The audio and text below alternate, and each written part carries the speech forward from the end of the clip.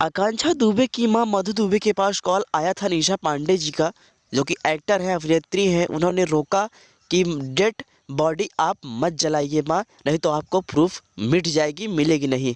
तो दोस्तों, आखिर इन्होंने ऐसा क्यों बोला और बॉडी अंग संस्कार करने से क्यों रोका? तो आइए इस वीडियो में आप सभी को मैं बताता हूँ। दोस्तों, इसमें बात क्या है, बात थोड़ी बहुत तो डाउट्स हमें भी लग रहा है।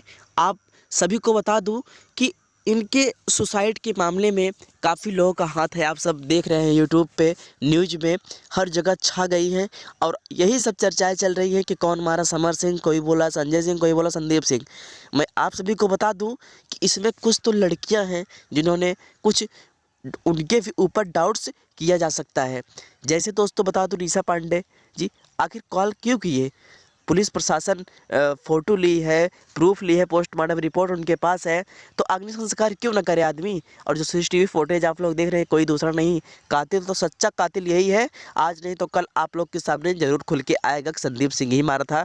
बाकी समर सिंह की भी कुछ गलतियां हैं, 99% समर सिंह की है और बाकी संदीप सिंह है दोस्तों।